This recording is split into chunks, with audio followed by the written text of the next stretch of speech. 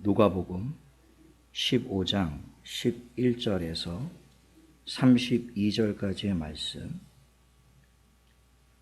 우리 함께 봉독하겠습니다. 또 이르시되 어떤 사람에게 두 아들이 있는데 그 둘째가 아버지에게 말하되 아버지여 재산 중에서 내게 돌아올 분깃을 내게 주소서 하는지라. 아버지가 그 살림을 각각 나누어 주었더니 그 후 며칠이 안 되어 둘째 아들이 재물을 다 모아가지고 먼 나라에 가 거기서 허랑방탕하여 그 재산을 낭비하더니 다 없앤 후 그 나라에 크게 흉년이 들어 그가 비로소 궁핍한지라. 가서 그 나라 백성 중 한 사람에게 붙여 사니 그가 그를 들로 보내어 돼지를 치게 하였는데 그가 돼지 먹는 쥐엄 열매로 배를 채우고자 하되 주는 자가 없는지라. 이에 스스로 돌이켜 이르되 내 아버지에게는 양식이 풍족한 품꾼이 얼마나 많은가. 나는 여기서 주려 죽는구나. 내가 일어나 아버지께 가서 이르기를 아버지 내가 하늘과 아버지께 죄를 지었사오니 지금부터는 아버지의 아들이라 일컬음을 감당하지 못하겠나이다. 나를 품꾼의 하나로 보소서 하리라 하고 이에 일어나서 아버지께로 돌아가니라. 아직도 거리가 먼데 아버지가 그를 보고 측은히 여겨 달려가 목을 안고 입을 맞추니 아들이 이르되 아버지 내가 하늘과 아버지께 죄를 지었사오니 지금부터는 아버지의 아들이라 일컬음을 감당하지 못하겠나이다 하나 아버지는 종들에게 이르되 제일 좋은 옷을 내어다가 입히고 손에 가락지를 끼우고 발에 신을 신기라. 그리고 살진 송아지를 끌어다가 잡으라. 우리가 먹고 즐기자. 이 내 아들은 죽었다가 다시 살아났으며 내가 잃었다가 다시 얻었노라 하니 그들이 즐거워하더라.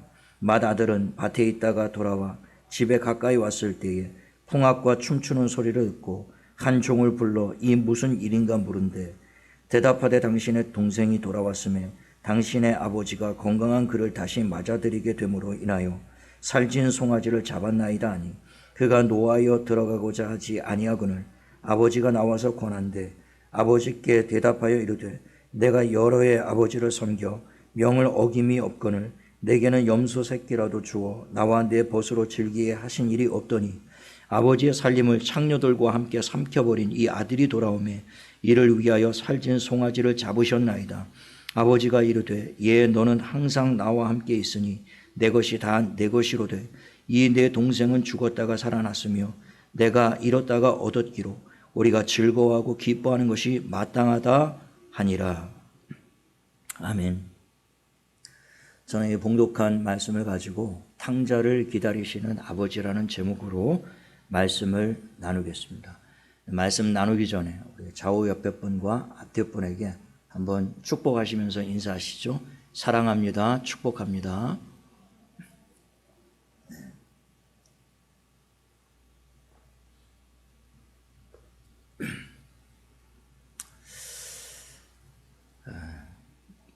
지난 2주 동안 참 개인적으로 힘들고 아주 어려운 시간들을 보냈는데요.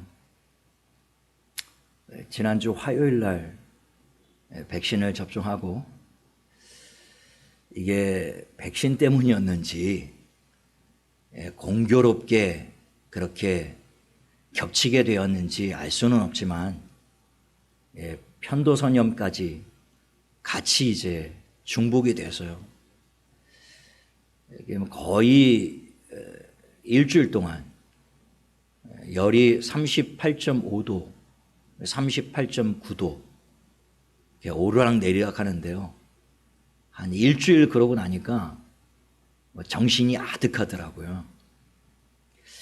백신 접종하기 전에는 뉴스 보도를 통해서 접종 이후에 잘못되신 분들이 있다라는 이야기를 들으면서 이유를 납득할 수가 없었는데 제가 이런 일을 겪고 보니까 문득 그런 생각이 들더라고요.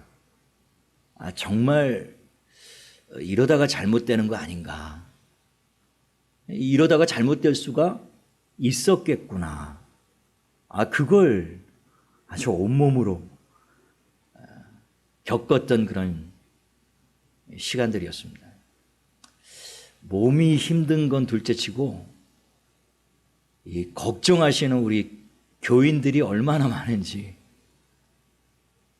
걱정하시는 교인들 생각하니까 송구한 마음이 너무 들어서 내가 너무 큰 심려를 교인들에게 끼치고 있구나. 그런 생각 때문에 참 마음이 어렵더라고요. 그러면서 또 제가 새삼스럽게 깨달은 것은 제가 참 부족하지만 우리 교인들에게 참 분에 넘치는 사랑을 받고 있었구나. 그런 것을 또 뼈저리게 느끼는 그런 시간들이었습니다.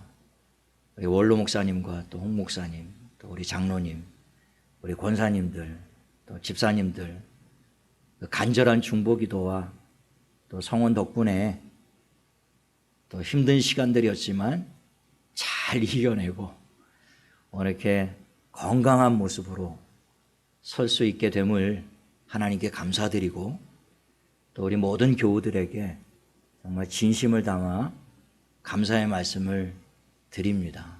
너무 감사드려요. 이제 걱정 안 하셔도 됩니다. 지금 눈빛들을 보니까 걱정이 한가득으로 저를 이렇게 지켜보고 계시는데 그러실 필요 없어요. 이제는 깨끗하게 온전하게 회복이 되었습니다. 제가 여러분들께 받은 이 사랑의 빚을 크게 졌는데 앞으로 사역하면서 이 사랑의 빚을 좀 힘써서 잘 갚아 나가야 되겠다. 그렇게 다짐하는 시간들이었습니다. 더 힘을 내서 열심히 사역할 테니 같은 마음으로 함께 기도하면서 주의 나라를 위해 또 주님의 뜻을 위해 열심히 충성을 다하는 저와 여러분 될 수 있게 되기를 예수님의 이름으로 부탁을 드립니다. 아멘. 오늘 긴 본문이었지만 저희가 봉독한 이 말씀은 저희가 너무나 잘 알고 있는 그런 말씀입니다. 소위 탕자의 비유죠. 누가복음 15장에는 비유가 세 가지가 나오는데요. 다 같은 주제예요. 첫 번째 비유는 잃은 양의 비유이고, 두 번째는 잃은 드라크마의 비유이고, 세 번째 비유가 오늘 저희가 읽은 잃은 아들의 비유입니다. 세 가지 비유는 다 똑같은 주제를 다루고 있는데 죄인 하나가 회개하고 돌아올 때 하나님이 얼마나 크게 기뻐하시고 감격하시는지에 대한 말씀을 담고 있습니다. 누가복음 15장 7절에 보면 내가 너희에게 이르노니 이와 같이 죄인 한 사람이 회개하면 하늘에서는 회개할 것이 없는 의인 99으로 말미암아 기뻐하는 것보다 더하리라. 하나님이 가장 기뻐하시는 일은 죄인 하나가 회개하고 하나님께로 돌아오는 것입니다. 하나님이 지금 인류에게 가장 원하시는 것이 바로 이것이죠. 죄인들이 자신의 죄를 깨닫고 하나님께 돌아오는 것입니다. 돌아와서 생명을 얻는 것이요. 그것이 하나님이 가장 바라고 기뻐하시는 일입니다. 요한복음 3장 17절에 하나님이 그 아들을 세상에 보내신 것은 세상을 심판하려 하심이 아니요 그로 말미암아 세상이 구원을 받게 하려 하십니다. 그러니까 하나님이 이 땅에 그 아들을 보내신 이유는 하나입니다. 죄인들이 예수 그리스도를 믿음으로 죄 사함을 받고 심판을 면하여 영원한 생명과 구원을 얻기를 원하신다라는 것이죠. 그것이 아버지의 뜻입니다. 그와 같은 하나님 아버지의 마음이 절절하게 담겨있는 비유가 바로 탕자의 비유인 것입니다. 먼저 11절로 19절을 쭉 살펴보면 아버지를 떠난 탕자가 비참한 신세로 전락하는 그 일련의 과정을 쭉 보여주고 있는데요. 오늘 본문 12절에 보면 이 탕자가 아버지에게 유산을 요구하는 내용이 나옵니다. 아버지가 버젓이 살아계시는데 유산을 달라라고 하는 이 행동을 보았을 때 이 자식이 얼마나 폐륜적인 자식이고 패역한 자식인지를 단적으로 보여주는 것이죠. 아버지가 돌아가시기 전에 내가 너희들에게 너희의 몫을 유산으로 나눠주겠다 라고 하는 것이야 무슨 문제가 되겠습니까?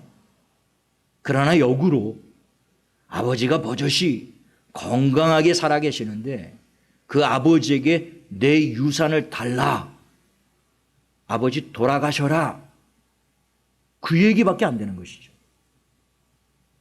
그런데 놀랍게도 12절에 보면 탕자가 12절 하반절에 요구하는 그 유산을 그 아버지가 나눠주었다라고 되어 있다라는 것입니다. 아버지가 그 폐륜적인 자식의 요구를 들어준 거예요. 막 홍군형을 내고 아버지 죽으라고 고사 지내는 것도 아니고 이 나쁜 놈의 자식, 그럼 뭐 야단을 치는 게 아니라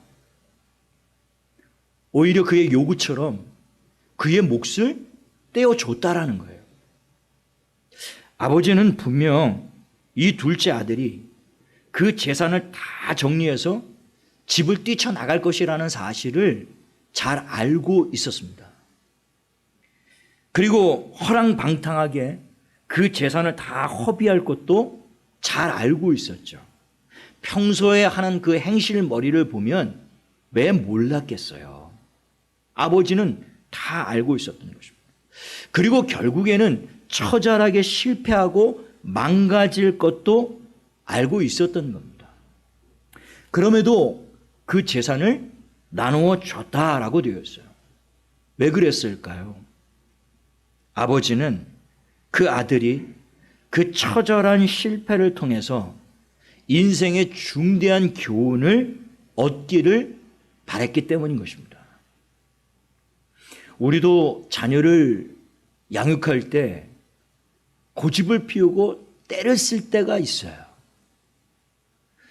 뻔히 이것을 허락하면 넘어지고 깨지고 다칠 것을 알지만 아무리 설득하고 아무리 교훈하고 아무리 말로 가르쳐도 들어먹지를 않아요.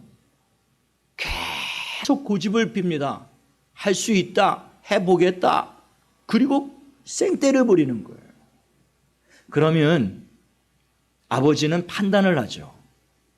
이것이 이 아이에게 크게 위험한 일인가 아닌가 판단을 잘 하고 허용 범위 내에서 허용을 해줄 때가 있어요. 해봐라 이겁니다. 아니나 다를까 아이는 넘어지고 뒹굴고 깨지고 말죠. 막 울고불고 난리가 나는 거예요.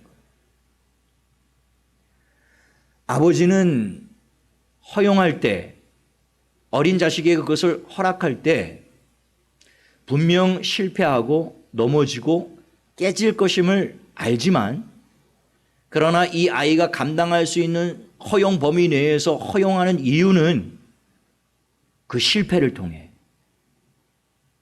그 깨짐을 통해, 그 고통을 통해, 그 아픔을 통해 왜 부모님의 말씀에 순종을 해야 되는지를 배우기를 원하고, 무엇을 해야 되며 무엇을 하지 말아야 될지를 분별할 수 있는 분별력을 가진 아이로 성장하고 성숙하기를 원하는 마음 때문에 때로는 허락을 하고 허용을 해줄 때가 있다라는 것이죠.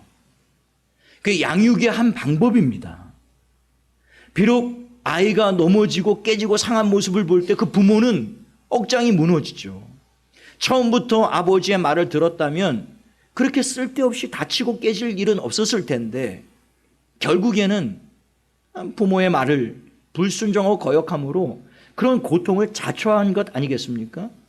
그러나 그것이 그 아이에게는 아주 중요한 일생일 때의 교훈이 될 수가 있어요. 그렇기 때문에 부모는 허락을 하는 겁니다. 지금 이 아버지가 이 탕자에게 그 재산을 허락할 때 심정이 이것이었어요.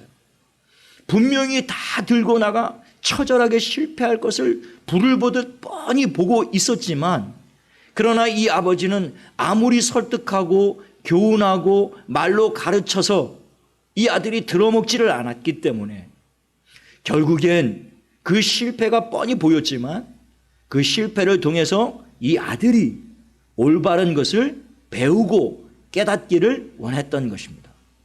그래서 그 재산을 나눠주었던 거예요. 지금 예수님은 이 비유를 통해서 하나님의 심정, 우리 인간들을 향하신 하나님의 마음을 우리에게 지금 그대로 비유로 보여주고 계시는 겁니다.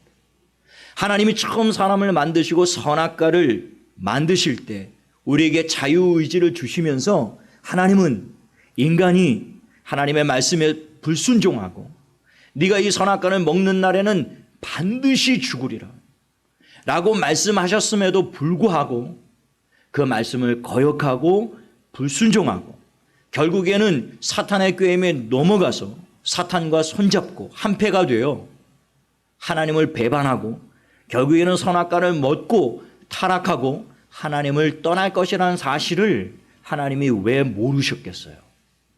하나님이 이미 다 알고 계셨습니다. 그럼에도 불구하고 섭리적 허용을 해 주신 거예요.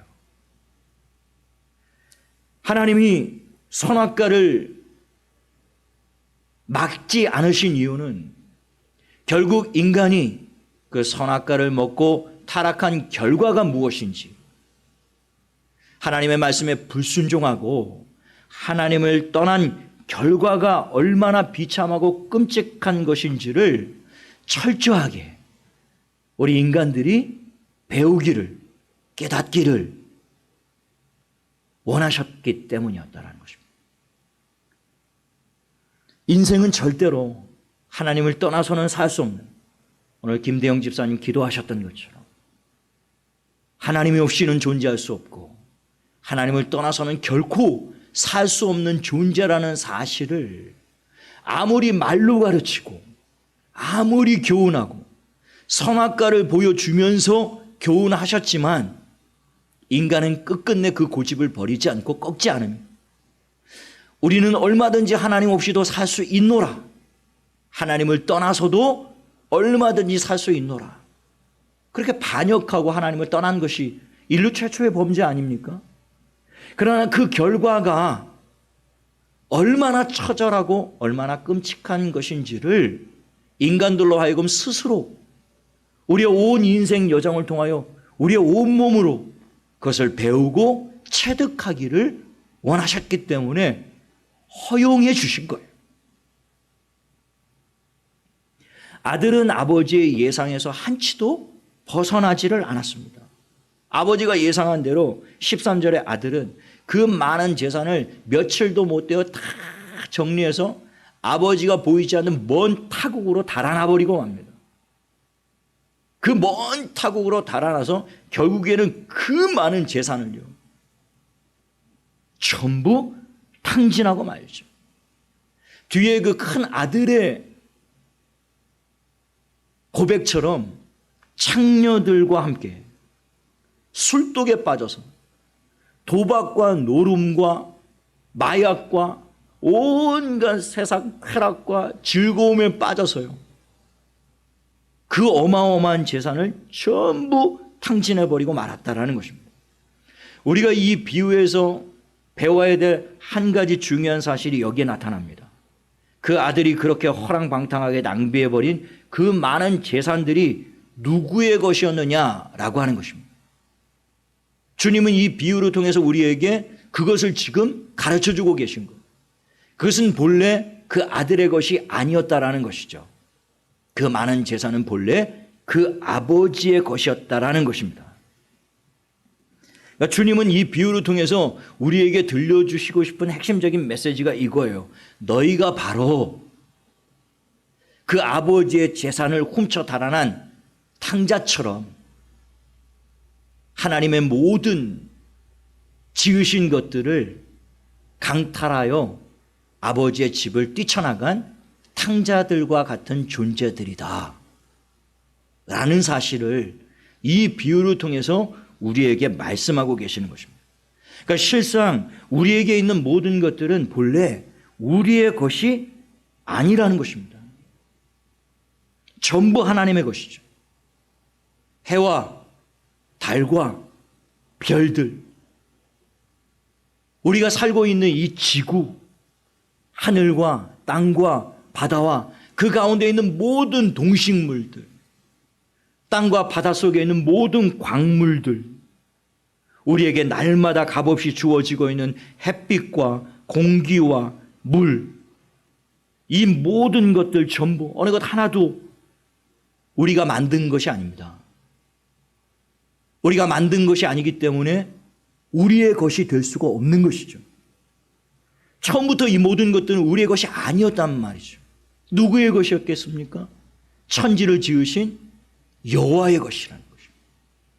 그래서 역대상 29장 11절 상반절에 보면 여호와여 위대하심과 권능과 영광과 승리와 위엄이 다 주께 속하였사오니 천지에 있는 것이 다 주의 것이로소이다.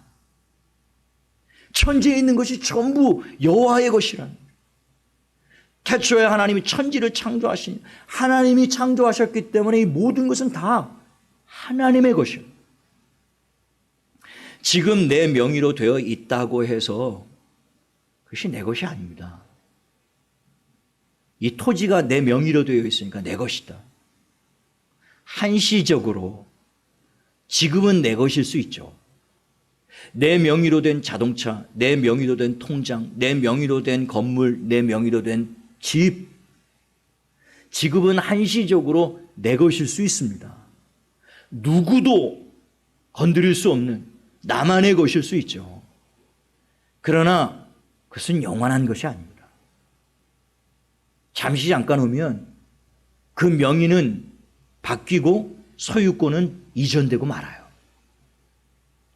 제가 월요일마다 서울에 계신 어머니 집을 방문을 하는데요. 저희 어머니 집 앞에 이웃 아주머니 한 분이 살고 계시는데요. 제가 어렸을 때부터 한 동네에 자랐기 때문에 아주 친한 아주머니예요. 그래서 월요일날 갈 때마다 얼굴을 뵐 때면 그렇게 반갑게 인사를 하세요. 저도 아주 반갑게 인사를 하고는 했죠.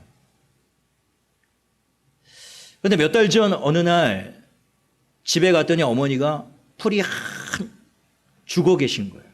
왜 그러신가 했더니 앞집 아주머니가 얼마 전에 돌아가셨다라는.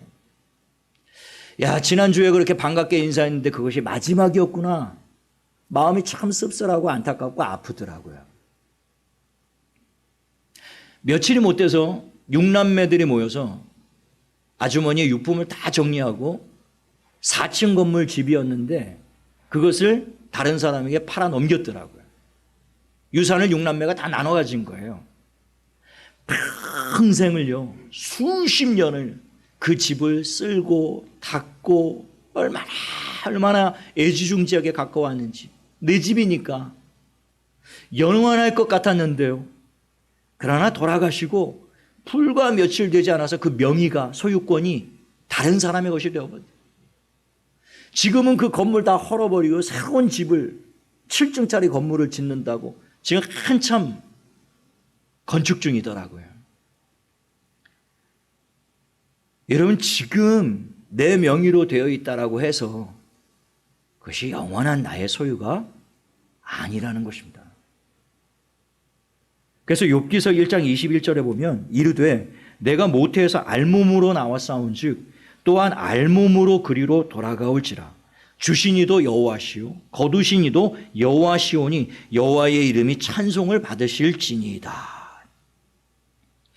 내가 모태에서 알몸으로 나와 싸운지 결국에 알몸으로 돌아가는 것이 인생이다. 욥이 그렇게 고백을 했어요. 주신 분이 여호와시오 거두신 분도 여호와시든. 이것이 소위 말해서 공술의 공수고 아닙니까? 빈손으로 왔다가 빈손으로 가는 것이 인생인 것이죠. 그러나 인생이 빈손으로 태어나지만 그 태어날 때 두 주먹 불끈 쥐고 태어납니다. 그게 무슨 뜻이겠어요? 내가 한번 주먹 불끈 쥐고 내 힘으로, 내 지혜로, 내 노력으로 내 힘으로, 내 방법으로 한번 이 세상에 있는 재물을 내 것으로 움켜쥐어 보리라. 명예를 한번 쟁취해 보리라. 내가 이 세상의 권력을 한번 차지해 보리라. 두 주먹 그렇게 움켜쥐고 그렇게 태어나지만요, 결국에 마지막에는 다 빈손 들고 세상을 떠나는 거예요. 다 두고 가는 거예요. 자산이 30조, 40조에 이르렀던 이건희 회장도요, 다 두고 가요. 다 자식의 명의로, 나중엔 다 다른 사람들의 명의로 소유권이 다 이전되고 마는 것이 전부 내 것인 줄 알았는데 아니었단 말입니다. 그러므로 실상 우리는 이 세상을 사는 동안 전부 하나님의 것을 은혜로 값없이 빌려서 쓰고 있는 거예요.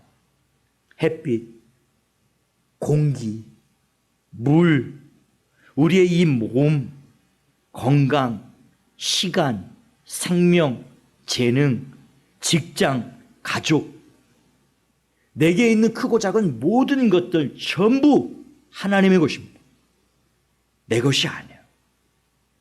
욥의 고백처럼 주신 이가 여호와시요, 모든 것이 다 하나님으로부터 온 것입니다. 그 결국에는 다 하나님께로 돌아가고 마는 거예요. 하나님은 시작이요 끝이요 처음이요 나중이요 알파와 오메가이십니다. 그분이 역사를 시작하셨고 역사를 매듭질 분은 하나님이세요.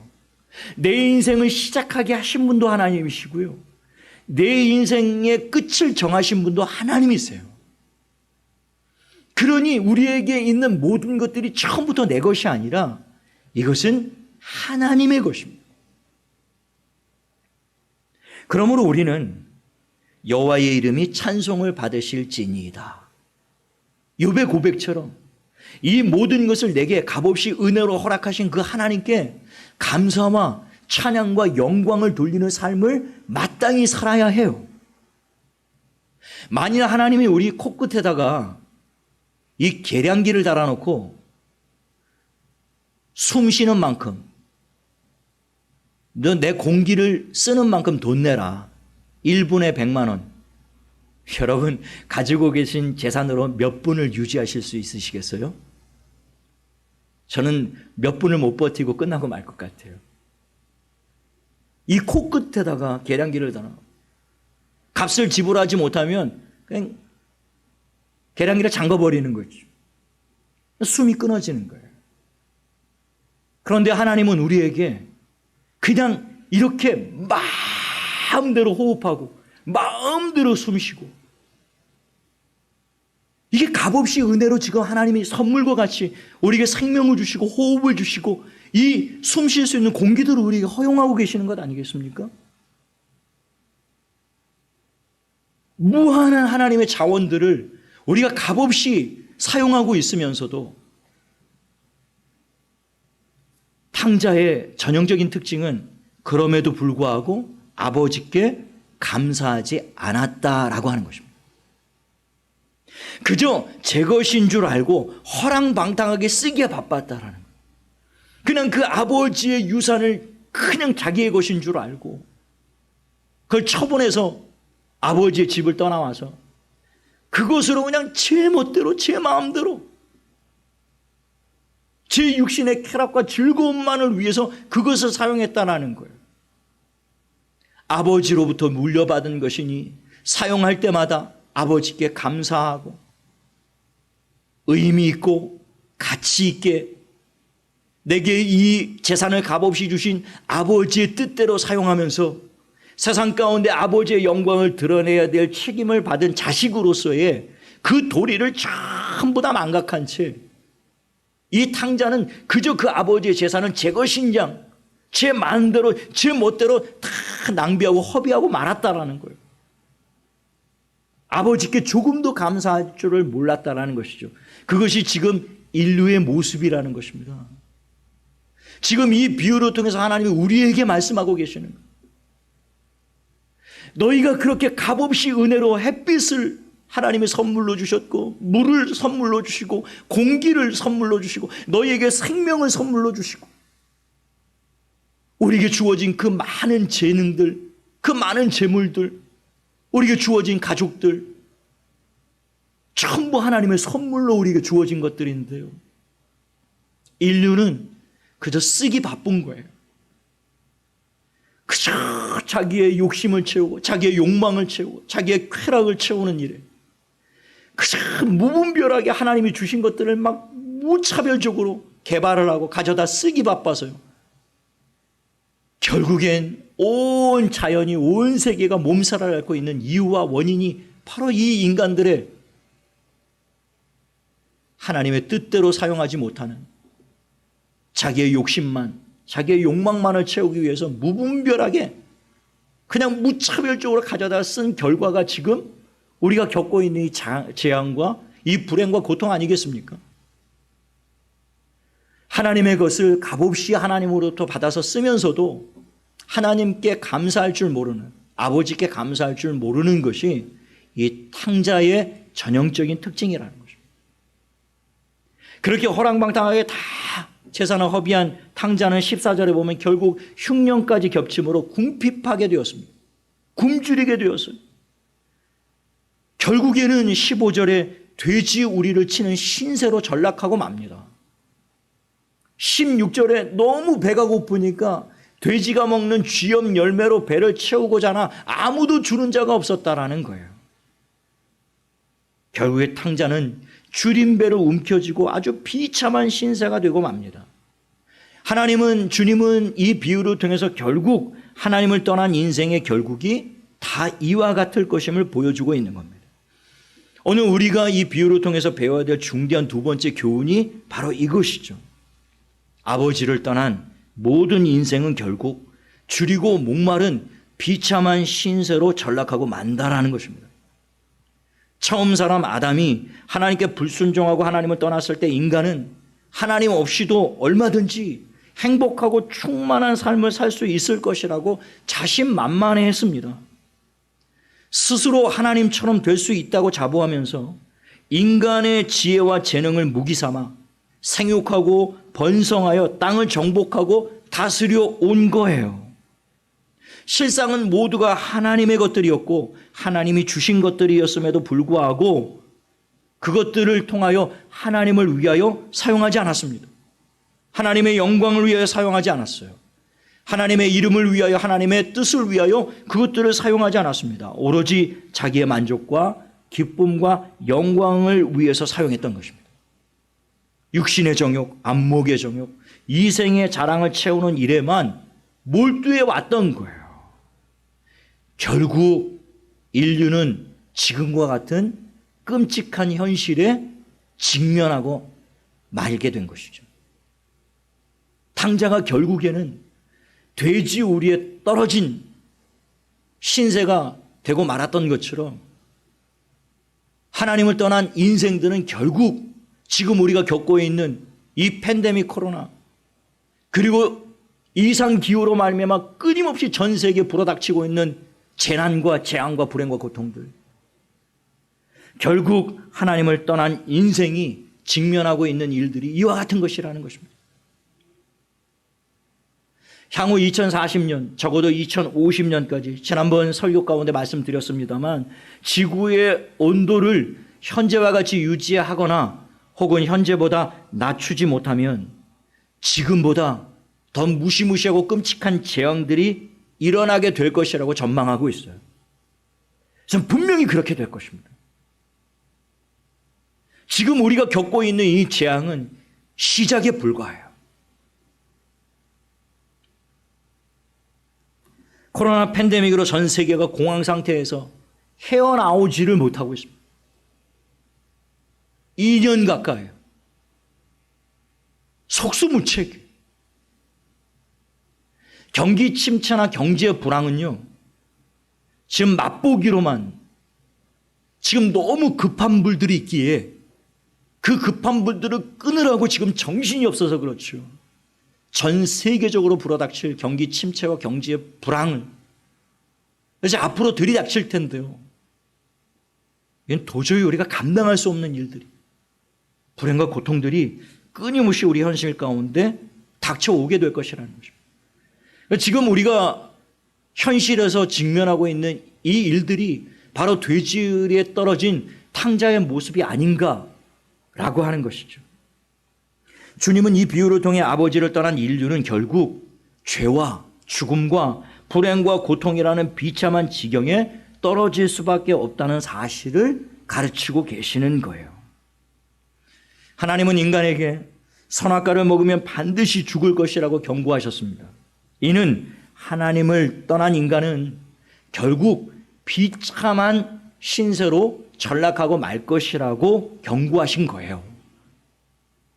그래서 요한복음 15장 5절에 보면 나는 포도나무요 너희는 가지라. 그가 내 안에 거하면 사람이 열매를 많이 맺나니 나를 떠나서는 너희가 아무것도 할 수 없습니다. 가지가 꽃을 피우고 열매를 맺을 수 있는 원동력이 무엇입니까? 그것은 포도나무로부터 자양분을 끊임없이 공급받기 때문이에요. 그런데 이 가지가 교만해져서 내가 꽃을 피우고 내가 열매를 맺는 것처럼 착각하여 그 포도나무로부터 가지가 떨어져 나온다면, 떨어져 나온 그 순간에는 잎이 푸르고 살아있는 것처럼 싱싱하게 보일지는 모르겠으나, 그러나 이내 시간이 지나고 나면 잎이 마르고 시들고 결국에는 생명을 잃고 마는 것이죠. 꽃을 피울 수도 열매를 맺을 수도 없는 것입니다. 가지가 꽃을 피우고 열매를 맺을 수 있는 유일한 방법은 포도나무에 붙어 있는 거예요. 생명의 근원인 포도나무에 붙어 있는 길만이 생명을 얻는 길입니다. 열매를 얻을 수 있는 길이에요. 주님은 이 포도나무의 비유를 통해서 너희와 하나님의 관계가 이와 같다라고 말씀하시는 거예요. 나는 포도나무고 너희는 가지다. 너희가 내 안에 있어야 하고 내가 너희 안에 있어야 한다. 그러면 너희가 열매를 맺게 될 것이다. 생명을 얻게 될 것이다. 그런 이야기입니다. 충만한 삶을 누리게 될 것이다. 그런 뜻이에요. 그러나 너희가 나를 떠나서는 아무것도 할 수 없다. 결국에는 생명을 잃고 비참하게 끝나고 마는 것이 인생이라고 가르치고 또 가르치고 계시는 거예요. 그러나 아무리 가르쳐도 깨닫지 못하는 인생이었기 때문에 선악과를 먹고 타락하는 길을 하나님이 허용해 주신 거예요. 그래야 한번 떠나보라는 것이죠. 그래야 하나님을 떠나서 너희가 과연 참된 만족과 행복을 누릴 수 있는지, 참된 생명을 누릴 수 있는지 한번 경험해 보라는 것입니다. 그래서 호기 좋게 인간이 하나님을 떠났지만 하나님을 떠난 결과가 지금 우리가 겪고 있는 이와 같은 불행과 고통이 되고 말았던 것이에요. 결국 하나님을 떠난 인생은 다 이 탕자와 같이 결국엔 돼지우리에 떨어질 수밖에 없는, 어둠에 떨어지고 불행에 떨어지고 고통에 떨어지고 결국엔 내가 여기서 줄여 죽게 되는구나. 이 탕자는 돼지우리에 떨어지고 나서야 비로소 그 아버지가 그토록 원하셨던 인생의 중대한 교훈을 깨닫게. 오늘 17절에 보시면 이에 스스로 돌이켜 이르되 내 아버지에게는 양식이 풍족한 품꾼이 얼마나 많은가. 나는 여기서 줄여 죽는구나. 결국 스스로 돌이켜 스스로 깨달았단 말입니다. 아버지의 바람대로 아들은 처절한 이 실패와 고통을 통해 중대한 교훈을 얻게 된 것이죠. 아버지의 집에 참된 만족과 풍족한 양식이 있다라는 사실을 발견했다라는 거예요. 아버지를 떠난 자는 결국 줄여 죽을 수밖에 없다라는 사실을 배우게 된 것입니다. 하나님을 떠난 인생이 깨달아야 하는 것이 바로 이것이라고 오늘 비유를 통해서 주님이 우리에게 말씀하고 계시는 거예요. 하나님을 떠난 인생은 결국에는 마침내 줄여 죽을 수밖에 없는, 그것을 배우라고 말씀하고 계시는 것이죠. 18절에 내가 일어나 아버지께 가서 이르기를 아버지 내가 하늘과 아버지께 죄를 지었사오니 지금부터는 아버지의 아들이라 일컬음을 감당하지 못하겠나이다. 나를 품꾼의 하나로 보소서 하리라 하고, 그리고 19절에 보면 아들이 일어나 아버지 집으로 돌아갑니다. 자신이 용서받기 힘든 죄인이라는 사실을 깨닫게 된 거예요. 하늘과 아버지에게 내가 얼마나 큰 죄를 지은 죄인이라는 사실을 비로소 그 돼지우리에서 발견하게 된 겁니다. 깨닫게 된 거예요. 그리고 이제 아버지에게로 내가 돌아가야 되겠구나. 생명이 충만한 곳으로, 양식이 풍족한 곳으로. 내가 아버지 집에 있을 때는 아버지의 사랑과 은혜를 미처 깨닫지 못했는데 돌아보니 이것이 아버지의 놀라운 사랑과 은혜였구나. 이걸 깨닫고는 탕자가 집으로 돌아가겠다라는 겁니다. 돌아가서 아버지에게 이렇게 고백하겠다라는 거예요. 이제는 나는 아버지의 아들 될 자격도 없습니다. 나는 아버지의 아들이라 일컬음을 받을 자격이 없으니 이제는 품꾼 중에 하나로 여겨주십시오. 그냥 아버지 집에 있는 노예 중에 하나로 여겨주세요. 그렇게라도 아버지가 나를 받아주시면 내가 아버지의 집에서 평생 노예살이 하면서 내 아버지를 내가 충성을 다해 최선을 다해 그 아버지를 섬기겠다. 철이 난 거죠. 비로소 깨닫게 된 거예요. 인간의 이 처절한 실패를 통해서요. 이 아들이 그 아버지 집으로 돌아가는데요. 그 19절 하반절에 보면 아직도 거리가 먼데 아버지가 그를 보고 치근히 여겨 달려가 목을 안고 입을 맞추니, 이게 아버지 마음이죠. 아버지는 이 자식이 집을 뛰쳐나가는 순간부터 밤마다 문 열어놓고 대문을 잠그지 않습니다. 언제라도 자식이 돌아올 때 그냥 불철주야 잠을 자지 않고, 잠이 옵니까? 자식이 밖에 나가서 돌아오지 않는데 잠이 듭니까? 잘 수가 없는 거예요. 이 아버지가 대문 밖에서 날마다 그 자식 돌아오기만을 기다리고 있는 거죠. 아직도 거리가 먼데 개미 새끼만하게 보이는, 자식은 그 아버지를 알아보지 못했는데요, 이 아버지는 단박에 그 자식을 알아보고요, 그 마음에 불쌍히 여기 처견이, 이미 아버지는 아는 거예요. 그 개미 새끼만하게 조그맣게 보이는 그 아들의 모습을 보고 저 녀석이 집 뛰쳐나가 처절하게 실패하고 깨지고 망가지고, 그리고 이제서야 돌아오고 있구나, 그걸 아버지가 알고 계셨던. 그래서 치근히 여기고 체면불구하고 아버지가 막 달려갑니다. 아들에게 달려가서 거짓골 만신창이가 되어 있는 냄새나는 그 아들을 목을 끌어안고 입을 맞췄다라고 되어 있어요. 이게 아버지의 마음, 이게 아버지의 사랑인 것이죠. 그런 아버지를 향해서 21절에 그 고백을 하는 거예요. 내가 하늘과 아버지에게 큰 죄를 얻었사오니 이제는 나는 아버지의 아들 될 자격도 없습니다. 나를 그저 품꾼 중에 하나로 받아주시기만 하면 내가 아버지 집에서 종으로 평생 아버지를 섬기면서 살겠습니다. 눈물을 툭툭 흘리면서, 이게 회개 아닙니까? 그렇게 회개하는 아들을 맞이해 주시고 아버지는 말없이요 종들을 시켜서 22절에 제일 좋은 옷을 가져다가 입혀라, 손에 가락지를 끼우고 발에 신을 신겨줍니다. 다시 아들로 받아들였다, 그 뜻이에요. 아버지의 뜻은 그것입니다. 깨달았으면 됐다. 이제라도 돌아왔으니 되었다. 이전에 네가 행한 모든 일들 묻지 않겠다.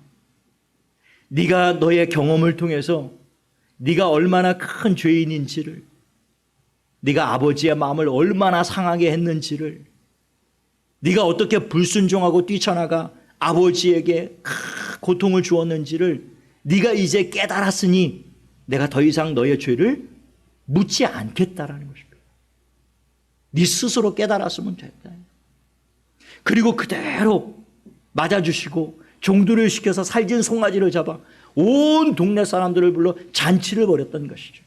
그리고 24절에 이 내 아들은 죽었다가 다시 살아났으며 내가 잃었다가 다시 얻었노라 하니 그들이 즐거워하더라. 죽었다고 생각했던 자식이 살아 돌아온 것만큼 꿈만 같은 일이 어디 있겠습니까? 부모에게 이것보다 더 기쁨이 되고 감격이 되는 일이 어디 있겠어요? 그런데 25절로 30절에 보면 큰 아들이 등장을 하죠. 아버지와 실갱이를 벌이는데요. 그 핵심 내용은 이거예요. 이 큰 아들은 저 탕자와 같은 저런 놈은 아버지 아들 될 자격이 없다라는 거예요. 그러니까 이 탕자의 고백과 같은 이야기를 늘어놓고 있는 거예요. 큰 아들이. 저런 놈은 아들 자격이 없다라는 거예요. 저런 놈은 용서받을 가치도 없는 놈입니다. 저런 놈은 심판을 받아 죽어 마땅합니다. 그런 뜻이에요. 큰 아들의 말이 하나도 틀린 것이 없죠. 큰 아들의 말처럼 탕자는 그야말로 아무런 자격이 없는 자였어요. 그 무슨 염치로 무슨 면목이 있어서 아버지 집에 돌아갑니까? 무슨 염치로 그 아버지가 입혀주는 새 옷을 입고 가락지를 끼고 신을 신고 살진 송아지를 잡아 잔치를 벌이고 무슨 염치로 무슨 자격으로 그 잔치의 주인공이 될 수 있단 말입니까? 그는 아버지로부터 호적을 파고 완전히 버림을 받아야 마땅한 자였어요. 심판을 받아야 마땅한 자였습니다.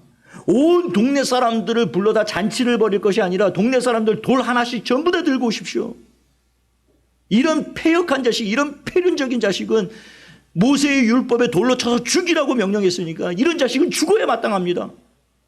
그 온 동네 사람들이 돌을 들어서 쳐서 죽여야 될 그런 자식이었단 말이죠. 큰 아들이 지금 그 얘기를 하고 있는 거예요. 그러나 오늘 이 탕자의 비유를 통해서 주님이 우리에게 들려주시고자 하는 가장 중대한 메시지가 여기에 있습니다. 아무 자격 없는 죄임에도 불구하고 그가 자기의 죄를 깨닫고 하나님 아버지에게 돌아오기만 하면 아버지는 한없는 사랑과 긍휼로 기꺼이 탕자와 같은 우리를 용서해 주시겠다라는 것입니다. 이것이 오늘 이 탕자의 비유의 핵심적인 주님의 교훈이에요. 그 한없는 아버지의 사랑이 자격 없는 저와 여러분을 구원하신 것 아니겠습니까? 우리도 자격이 있어서 예수를 믿어 구원을 얻는 게 아니죠. 하나님을 아바 아버지라 부를 수 있는 이 놀라운 특권을 얻은 것은 우리가 어떤 자격이 있었기 때문이 아닙니다. 우리도 이 탕자와 똑같이 아버지의 것을 훔쳐서 제 욕심을 채우고 제 이기적인 욕망과 그 쾌락을 위해서 평생을 살았던 것이 제 인생이었고 여러분 아닙니까? 우리는 마땅히 율법에 돌로 쳐서 죽임을 당해야 되는 잔치의 주인공이 되는 것이 아니라 저주와 심판을 받아 마땅한 죄인들이었지만요. 그러나 하나님의 은혜로 자비로 긍휼로 우리가 스스로 죄인임을 깨닫고 이제 이 십자가의 은혜를 받아들이고 예수 그리스도를 믿음으로 하나님 앞에 나와서 우리의 죄를 고백하고 하나님의 용서를 구했을 때에 하나님이 우리의 과거의 모든 죄를 묻지 아니하시고 값없이 우리가 놀라운 이 구원의 선물을 은혜로 주신 것 아니겠습니까? 자격 없는 저희였지만 우리에게 이 구원을 선물로 주셨단 말입니다. 지금 인류를 향한 하나님의 마음은 바로 이거예요. 이제라도 우리의 죄를 깨닫고 회개하고 하나님 아버지께로 돌아오는 것입니다. 지금 이 방송을 보고 계시는 분들 중에 혹시 여전히 탕자처럼 세상에서 방황하는 분들이 계시다면 더 늦기 전에 하나님께로 돌아올 수 있게 되기를 간절히 바랍니다. 죄인 하나가 회개하고 돌아오는 것보다 하나님이 더 기뻐하시는 일은 없어요. 이사야서 55장 7절에 악인은 그의 길을 불의한 자는 그의 생각을 버리고 여호와께로 돌아오라. 그리하면 그가 긍휼히 여기시리라. 우리 하나님께로 돌아오라. 그가 너그럽게 용서하시리라. 우리는 다 아버지를 떠난 탕자와 같이 하나님을 떠난 죄인들입니다.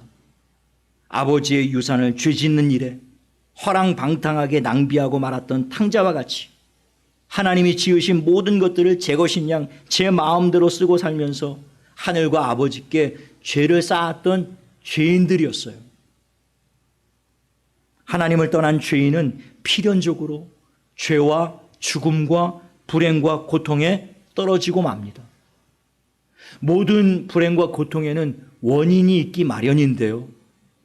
그 궁극적인 원인은 우리가 지금 현실에서 직면하고 있는 이 모든 재앙과 이 모든 불행과 이 모든 고통은요, 결국 우리가 하나님을 떠났기 때문이죠. 인류가 회복되고 다시 살 수 있는 길은 오직 한 가지입니다. 여호와께로 돌아가는 것입니다.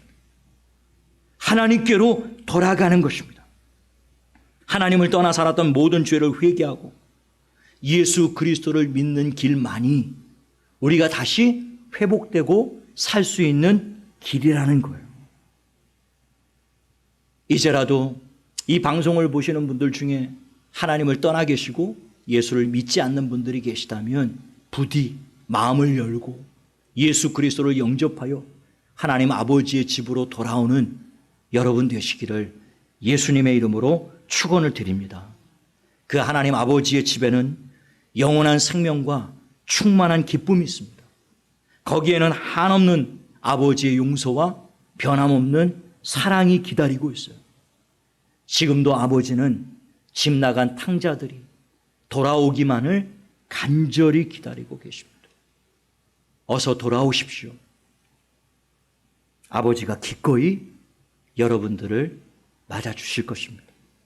이 시간 우리가 말씀을 붙잡고 기도할 때 우리가 온 세계와 열방을 위해서 마치 탕자처럼 아버지의 품을 뛰쳐나간 아버지의 재산을 가지고 제멋대로 사용하고 있는 탕자와 같은 허람방탕한 이 인류가 자신들이 하늘과 아버지께 얼마나 큰 죄를 짓고 있다라는 사실을 깨닫고 돌이켜 아버지께로 돌아와 아버지의 용서를 얻고 아버지의 생명과 구원을 얻는 그런 놀라운 일들이 일어날 수 있도록 이 시간 우리가 함께 기도했으면 좋겠습니다.